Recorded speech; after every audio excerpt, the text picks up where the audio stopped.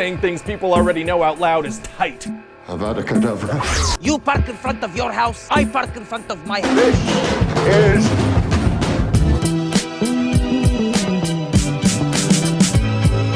Hey, if you don't stop, I will contact the usher. What's up, everyone? It's Adam from FWCI, Harry Potter and the Order of the Phoenix pitch meeting from Ryan George. These are always amazing. It's always a good way to sort of revisit movies that I've seen. The Harry Potter movies were a ton of fun. In fact, I'm still in like a Harry Potter meme group on Facebook now, which is in my newsfeed as well. So I'm seeing Harry Potter memes all the time. I'm still definitely kind of a little bit obsessed with this. I often have like random questions that I just ask my partner as well about it because she's read all the books. So we're going to check out what the pitch meeting is. I do have more Harry Potter videos coming up very soon. I still plan on doing like a bulk video where I watch other reactors reacting to Dumbledore's death and we compare it to my reaction to that scene because I know my reaction was a little bit unique apparently from what I hear in the comments. So I want to see that firsthand. And shout out to Marquise Keel. I retook the quiz, the Sorting House quiz, and the results will be coming very soon. Marquise is very, very excited to see what the results are of my second attempt at the Sorting Hat quiz, House Sorting quiz, whatever it's called. But let's check out the Order of the Phoenix pitch meeting.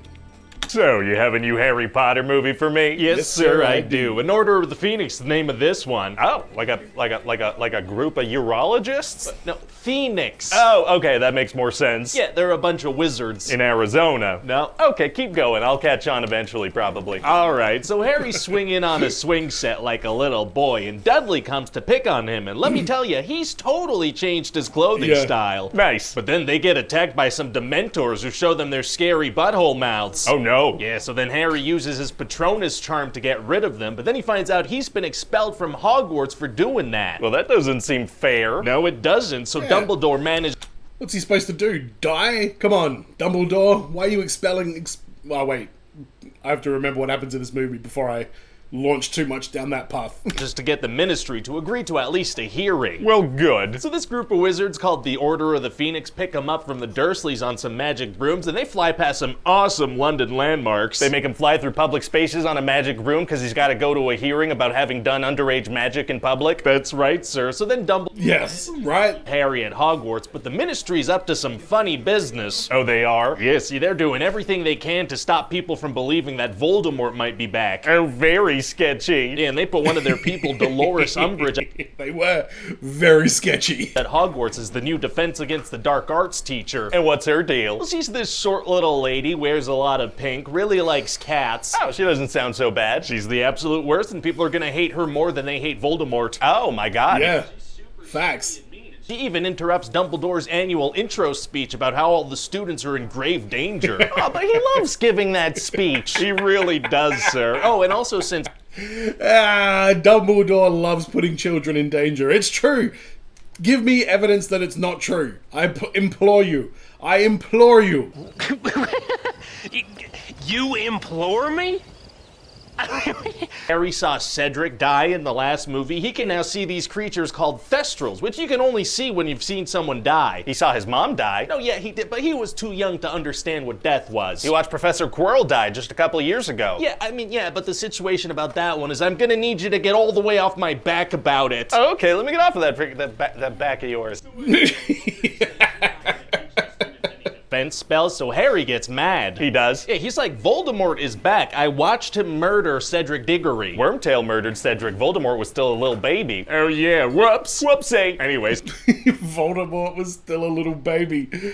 Okay, all the stuff in the Harry Potter movies, Voldemort being that little like shriveled up, like half baby, half man was one of the oddest parts of this whole movie. Is that what J.K. Rowling was like? Because didn't she make these stories up to like tell to her kids? Wasn't she like, hey, and then he looked like a fetus? Like, I don't know. So Umbridge gives Harry detention and makes him use a quill that carves into your flesh. Oh, which is not normal. Oh, it's not. Okay, sorry. It just seems like Hogwarts students are always being forced to do like super violent, dangerous things. It felt on brand, but that's not normal, you're saying. It's not. Wow, well, okay. So Umbridge starts imposing a bunch of crazy rules and posting them up on a wall where you can't even see them, and the students are getting pissed. So what are they gonna do? Well, they make a secret club called Dumbledore's Army, and Harry starts teaching everybody everybody spells in the room of requirement. Oh, that's that room where you get the requirements in there. That's the one. So the bad guys know that they're doing something in this specific spot, but they just can't catch them in the act. Oh, catching people in the act is tight. What? That's why I'm always kicking down motel room doors. Oh my God. So then what happens? You might be going to jail, sir. So then we have a really romantic scene where Harry kisses Cho Chang. Aww. In front of a picture of the guy she was dating, you know, the recently deceased one? Oh. As she's crying about him. Anyway, so eventually...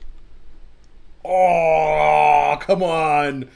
Yeah, I did not link any of that together. Umbridge forces Cho to tell them where everybody's practicing, and then she busts down the wall. I thought they already knew where the meetings were. They did. So why didn't Umbridge break down that wall earlier? Unclear. And so since they called themselves Dumbledore's army, he takes the blame for everything and escapes by clapping on a bird. Oh, wow, wow, wow, wow, wow. So then Umbridge becomes headmaster, and she starts controlling everything. It gets real crappy. Oh, no. And Harry eventually has this magical vision of Sirius being attacked in the Ministry of Magic, so they gotta get there ASAP. How are they gonna do that? Well, the only usable Floo network fireplace is in Umbridge's office, so they try to use it, but she busts them. Uh-oh, it's gonna be hard for them to get there with Umbridge on their back. Actually, it's gonna be super easy. Barely an inconvenience. Oh, really? You see, they trick her into going into the Forbidden Forest by saying that Dumbledore had a secret weapon in there. She just believes them and goes with them into the forest with no backup? She does, and then some centaurs... That is a super easy, barely inconvenient, resolution to that. And Hagrid's half-brother mess her up and drag her away. Amazing, so now they can go to the Ministry. Exactly, so they hop on some Thestrals and fly over there. Why don't they just use the Floo network thing in Umbridge's office since she's out of the picture now? I don't know. So they get there and go into the Department of Mysteries, which has these prophecy balls stacked super high up. Oh, very highly stacked balls. Yeah, they need to find this one about Harry Potter and Voldemort, so then they do, and they grab it. Wow, well, thank God it wasn't one of the ones at the top of the stack. Yeah, it worked out great, but then some Death Eaters pop out, and it turns out it was all a trick. Oh no. Yeah, cause see, the only person who can take a prophecy is the person who the prophecy is about, and Voldemort really wanted to know what was in this one. If it was also about Voldemort, couldn't he have grabbed it? Yeah, but he's like a big boss guy. He doesn't do stuff himself.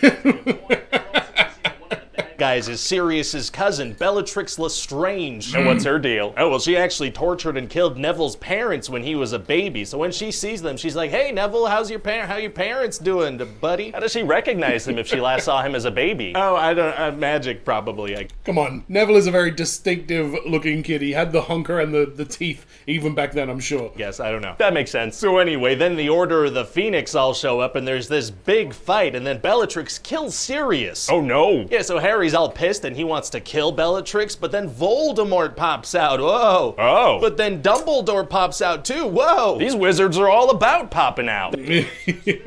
Pop, pop. And then Voldemort gives Harry a terrifying vision of Voldemort in a hoodie. Oh, spooky. Yeah, and it's a zip-up hoodie too. He has no business wearing that. Anyway, so then Harry manages to make Voldemort leave with the power of friendship or something. Oh, the power of friendship is unstoppable. Give me a high five, my dude. No, thank you. That'd be way too complicated editing-wise. That's fair. And so then Harry gets back with his friends and he's like, you know what I've been thinking? We have something Voldemort doesn't.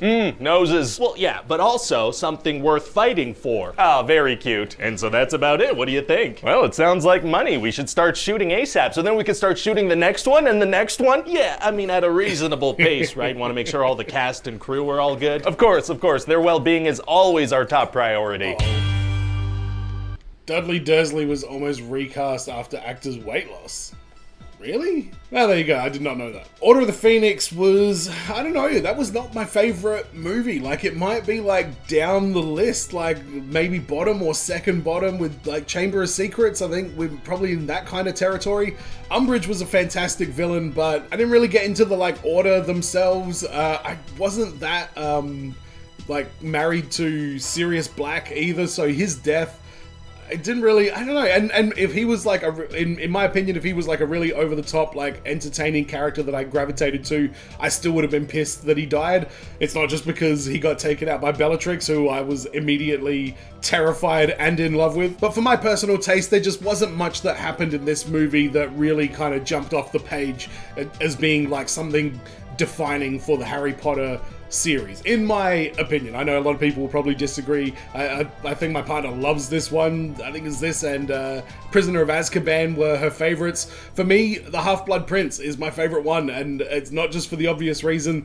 It's also because I just thought the dialogue was a lot more kind of personable. There was a lot more humor in it that I seem to enjoy as well, and you know, plus we did get the reveal of Professor Snape as well being the Half-Blood Prince. So the mystery in that one as well is what I enjoyed. The whole the book and finding out who it belonged to and that whole deal was just something that I really enjoyed. So Half-Blood Prince was definitely my favorite, and then I think you have to put Deathly Hallows 2 right after that, because that was pretty spectacular. But let me know in the comments what you guys think. Where does Order of the Phoenix rank in your list? Is this up the top, or is this kind of like down there with Chamber of Secrets? Plenty more Harry Potter content coming in the future, so don't forget to subscribe for that. And as always, everyone, be well, stay safe, look after your friends, see you in the next video. Peace!